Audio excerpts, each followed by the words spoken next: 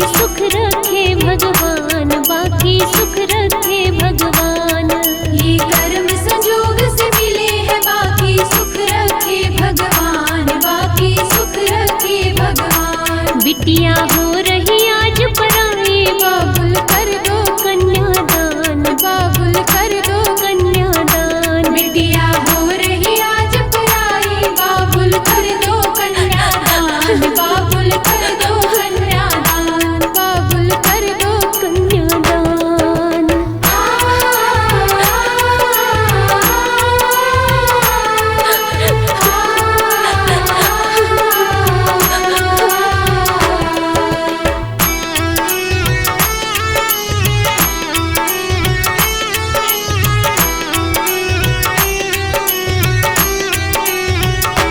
पहले तेरी थी हम लाडो होंगे, उस घर की अब शोभा। पहले तेरी थी हम लाडो होंगे, उस घर की अब शोभा। पहले तेरी थी हम लाडो होंगी, उस घर की अब शोभा। पहले तेरी थी हम लाडो होंगे, उस घर की अब शोभा। बेटी दोनों कुल का महान, कहता सारा जगत जहान, बाबुल कर दो कन्यादान। बेटी दोनों कुल का मान, कहता सारा जगत जहान, बाबुल कर दो कन्यादान। बिटिया हो रही आज पराई, बाबुल कर दो कन्यादान, बाबुल कर दो कन्यादान। बिटिया हो रही आज पराई, बाबुल कर दो कन्यादान, बाबुल कर दो कन्यादान, बाबुल कर दो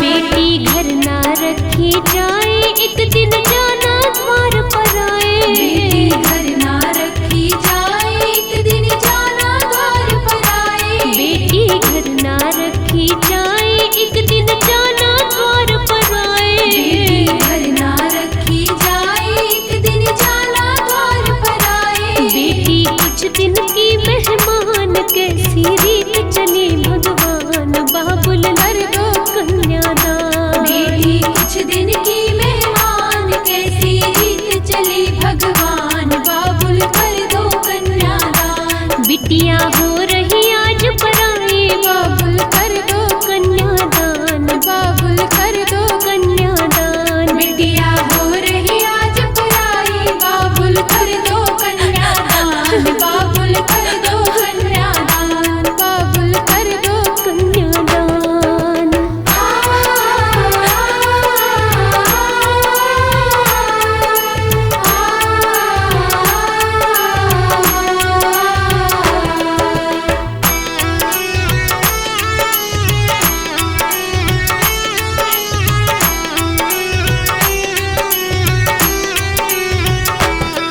ना भरो आँख में पानी, ये तो हर घर की कहानी।